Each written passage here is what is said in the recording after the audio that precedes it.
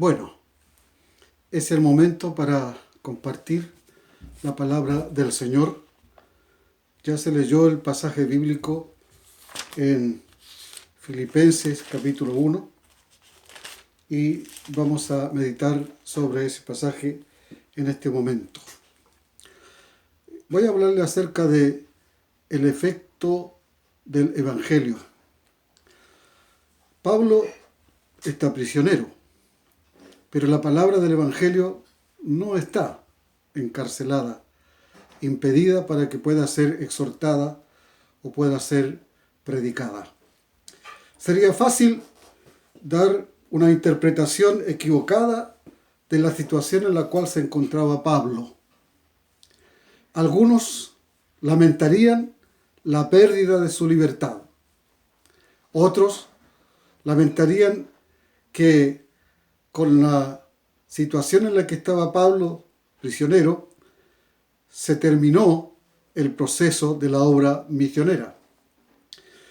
Y otros pensarían que a lo mejor se acabó, se interrumpió el desarrollo del apostolado que Pablo está realizando por todo el territorio donde no había iglesia, donde no había contacto acerca del Evangelio del Señor. Para Pablo, esta situación no era problema. Él transforma el problema o el mal o la preocupación en un bien. La prisión la transforma no en una desgracia, sino en una oportunidad para poder predicar el Evangelio. Tal como se leyó y como lo expresó la lectura, ¿cierto? Voy a considerar una vez más el pasaje que dice: quiero que sepáis, hermanos, que las cosas que me han sucedido han redundado más bien para el progreso del Evangelio, de tal manera que mis prisiones se han hecho patentes en Cristo en todo el pretorio y a todos los demás. Y entonces a continuación expresa otra idea, pero miremos estos versículos primero 12 y 13 para decir de que hay efectos del Evangelio en las personas que son no creyentes, o los efectos del Evangelio en las personas que son inconversas. Podemos apreciar aquí que hay efectos colectivos. A Pablo lo tuvieron prisionero en una casa romana y lo llevaron allí como resultado de que él había apelado a un reclamo delante del Imperio Romano. Y él había pedido que necesitaba que lo llevaran a Roma para defender su causa y para defender también la situación del Evangelio y la tarea misionera que él estaba realizando. Esto hizo movilizar a muchos soldados, a la Guardia Selecta de Roma, al emperador, y entonces lo llevaron al pretorio y luego lo pusieron en una casa, prisionero, encarcelado con guardias especiales. En la casa Pablo estaba atado con cadenas livianas. Al exterior o al interior siempre había un contacto de un soldado romano o un guardia del Imperio Romano que cuidaba, ¿cierto? Y vigilaba que el prisionero no tratara de escaparse o no hiciera algo indebido en relación con su persona, como suele ocurrir. Cada 6 horas cambiaban al soldado. Entonces, noten ustedes cómo muchos guardias estuvieron en contacto con Pablo, oportunidad que él aprovechó obviamente para compartir la palabra, para compartir el Evangelio. Recuerden que en Efesios Pablo presenta, al escribir el libro de Efesios, el soldado romano. Y claro, la imagen que tiene es la imagen de muchos de los soldados que estuvieron vigilándoles mientras él estaba prisionero en esa casa. También el Evangelio produce efectos no solo colectivos, sino también personales. Miren qué interesante observar. Pablo día y noche estaba frente a un soldado romano, un soldado diferente, día y noche. No comía sin que no le vigilara un soldado. No dormía sin que estuviera un soldado observando, vigilando su situación y su estado. No se aseaba sin que un soldado le viera lo que él estaba haciendo. Mire qué oportunidad. Cuánto contacto con diferentes hombres, ¿cierto?, dedicados a la guerra, pero que ahora estaban vigilándolo para que él obviamente pudiera mantenerse recluido allí en esa casa, en ese lugar. Para muchos prisioneros, o a la situación de Pablo, esto sería intolerable. Para Pablo no era así. Para Pablo era una oportunidad para predicar el Evangelio, porque tenía la oportunidad para dialogar. ¿Cuántos de los soldados conocieron la causa del Evangelio porque Pablo estaba prisionero en esa casa? ¿Cuántos oyeron hablar de Cristo, cierto? De la boca de Pablo, porque ahí él tenía la oportunidad de compartir con los soldados que le vigilaban. Él estaba allí prisionero no porque fuera un criminal, estaba allí prisionero por la causa de Cristo, por predicar el Evangelio de Cristo. Y no fue la única oportunidad en la cual estuvo prisionero Pablo, hubo otras también. Pero aquí él está obviamente compartiendo día a día, cada 6 horas con un soldado diferente. ¿Cuántos soldados creen ustedes que se convirtieron por la predicación de Pablo? ¿A cuántos Pablo llevó a los pies de Cristo? ¿Cuántos de ellos sufrieron un cambio radical porque su corazón fue tocado por el testimonio y la predicación de Pablo a cada uno de ellos? Se dice que en el primer siglo, la historia, los que más pregonaron el Evangelio en el primer siglo fueron los comerciantes, porque se movían ambulantemente, ¿cierto?, de un lugar a otro con su comercio. Pero en segundo lugar, los soldados, o en primer lugar, los soldados. Y bueno, ¿cuántos de esos soldados fueron los que se convirtieron por la predicación de Pablo cuando él estuvo prisionero allí en ese hogar o en otros lugares? Los efectos del Evangelio en los inconversos. Pero también el Evangelio tiene efecto en los creyentes, ¿ya?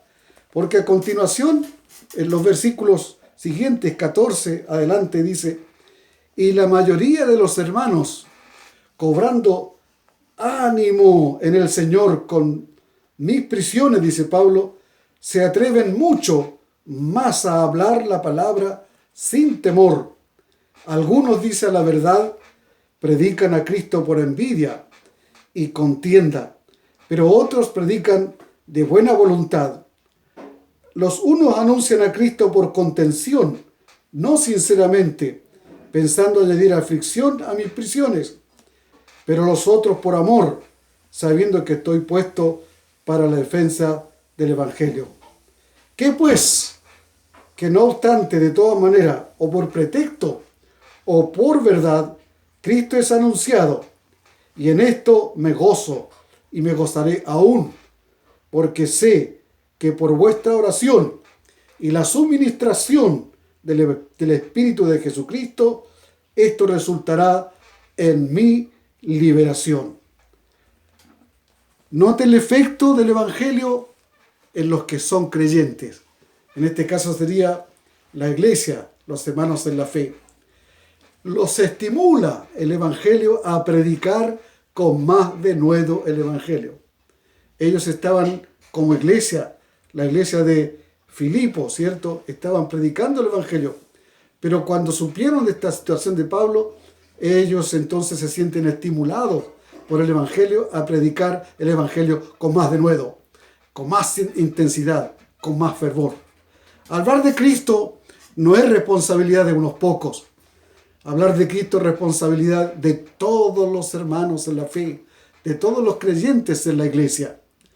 Fíjese que en el Antiguo Testamento, en Números 11:29, dice la Escritura: ojalá todo el pueblo fuese profeta. En Hechos 2, del 1 al 4, dice que cuando el Espíritu Santo cayó sobre ellos, o llenó el corazón, la vida, el alma de todos los que estaban allí, dice que ellos predicaron en distintos idiomas y con todo denuedo predicaron el Evangelio de Cristo. Todos tenemos privilegios en relación con el Evangelio, pero también todos tenemos responsabilidades en torno al Evangelio. El privilegio es recibirlo, recibir a Cristo, disfrutar del perdón, de la gracia y de la salvación. Ese es el privilegio. La responsabilidad es predicarlo, compartirlo, anunciarlo a otros. De gracia recibisteis, dad de gracia, dijo el Señor. Las motivaciones para predicar el Evangelio a veces difieren o son diferentes, por decir cierto, un derivado de esta expresión. Son diferentes los motivos. Algunos predican, dice Pablo, por competir, por competencia. Lo hacen por envidia, lo hacen por contienda, ¿cierto? ¿Ya? Por contrarrestar naturalmente la situación de Pablo en un sentido, o por contrarrestar nuestra doctrina, nuestro testimonio y la vida de la iglesia. Otros lo hacen, dice, por celos personales. Y claro, yo quiero ser como él, yo quiero predicar como él, yo quiero ganar almas como él, ¿cierto? Pablo tenía mucha influencia, tenía mucho prestigio. Entonces algunos querían tener la influencia de Pablo, alcanzar el prestigio de Pablo. Y por eso ellos predican el Evangelio no por motivaciones sanas, sino más bien, ¿cierto?, porque son personas que quieren compararse con Pablo en un sentido. Algunos predican porque quieren ser más populares que otros. Algunos predican el Evangelio porque quieren ser más prósperos que otros.